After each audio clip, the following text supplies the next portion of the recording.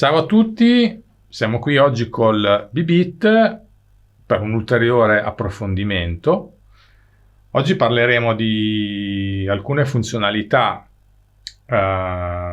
diciamo, importanti per il live, per quello che riguarda Bibit. Una di queste è il metronomo. Come sapete, il Bibit, oltre a gestire backing tracks, video, show e quant'altro ci serve per il live, ha una funzionalità dedicata al metronomo, quindi possiamo usarlo con un vero e proprio metronomo utilissimo per le nostre esibizioni live. Qui c'è il tasto dedicato al metronomo ed è quello che ci dà accesso alla pagina dedicata. Premendo dunque il tasto metronomo entriamo nell'area dedicata, nella finestra attraverso la quale possiamo gestire la sezione metronomo. Dall'alto vediamo la regolazione dei BPM, vediamo poi la scelta della metrica, quindi possiamo definire la metrica musicale 4 quarti, 3 quarti e altre variazioni. Il punto del secondo beat, quindi possiamo scegliere dove vogliamo mettere l'eventuale secondo beat, quindi possiamo avere un beat sul primo quarto e un beat su un altro quarto a scelta. Abbiamo il volume del metronomo che può essere scelto a piacere. Il double che praticamente consente di raddoppiare la metrica, ossia se io ho un 4 quarti lui mi fa un metronomo comunque con una pulsazione doppia rispetto alla metrica che io ho scelto. Poi abbiamo la possibilità di scegliere il suono, quindi il campionamento che vogliamo gestire per il metronomo. Ci sono diverse scelte all'interno dell'archivio di Bibit. Lasciamo quello ufficiale. E poi l'uscita, quindi scegliamo l'uscita che vogliamo dedicare al metronomo e la possibilità di avere una luce, quindi di avere un lampeggiante. In questo caso lo attiviamo così poi verrà visualizzato. Ecco, queste sono le varie funzioni del metronomo. Una volta che io ho scelto il tempo, posso far partire il metronomo, come sentite è un 124, 4 quarti senza il doppio tempo, quindi è molto semplice.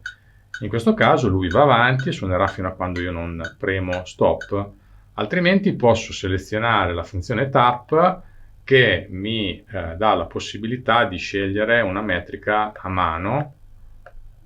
Io scelgo la mia metrica e una volta che ho fatto lui parte con il metronomo secondo la metrica che io ho scelto a mano attraverso la funzione tap.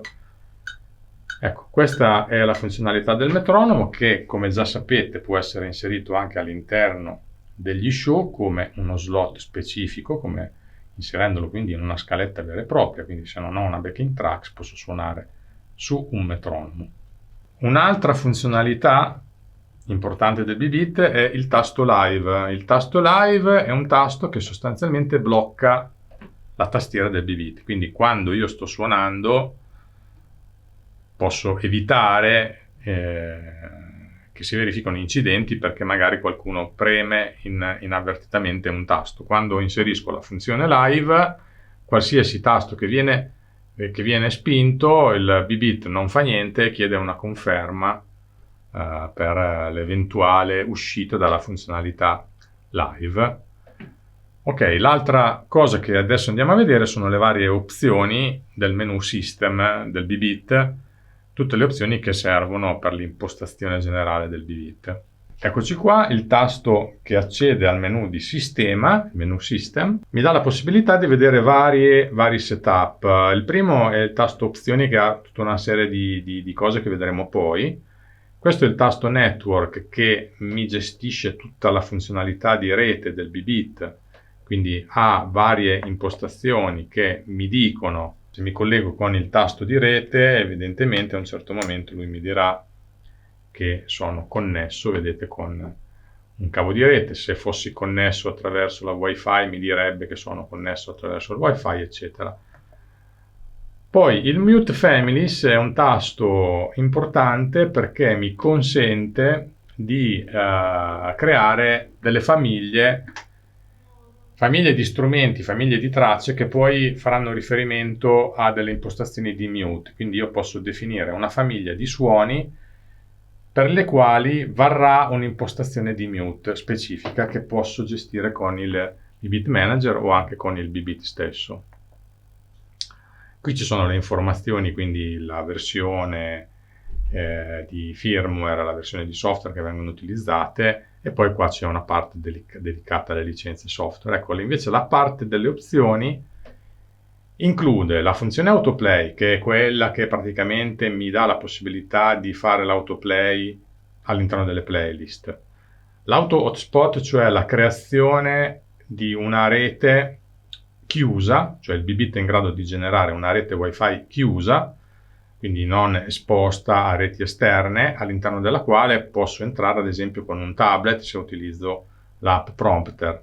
Poi le varie regolazioni la luminosità del display, la luminosità dei tasti, il time format, che praticamente mi consente di scegliere se nella pagina di play voglio visualizzare una sorta di countdown, cioè quanto tempo manca alla fine della song in esecuzione, oppure in un altro caso posso scegliere invece di vedere quanto tempo è trascorso, quindi la durata. E poi le impostazioni relative agli out, quindi a come vengono impostate le voci, come vengono settate le voci in maniera automatica sugli out. E qui posso scegliere tranquillamente le mie preferenze.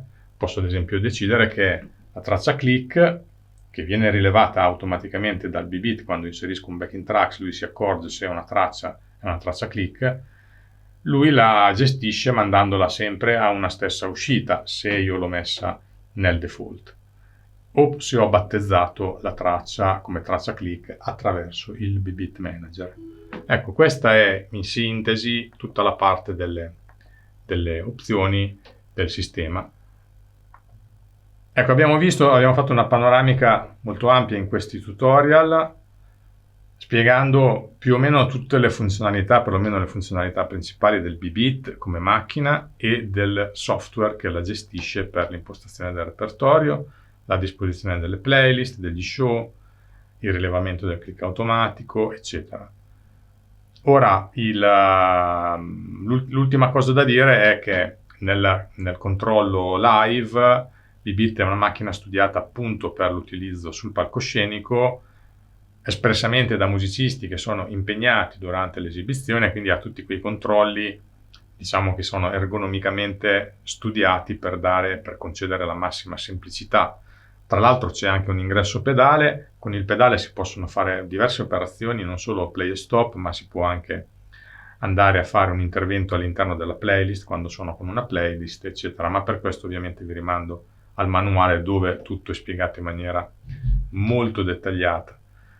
Per il momento i nostri tutorial finiscono qui. Nel breve, quindi in pochissimo tempo, uscirà un primo update del sistema BBit con la possibilità di rilevare il click in automatico, la possibilità di scaricare i file MTA 8 tracce, come abbiamo fatto vedere, e successivamente uscirà una versione del BBit Manager che consente di inserire gli spartiti in formato PDF e di temporizzarli ovviamente sulla backing tracks per la visualizzazione live.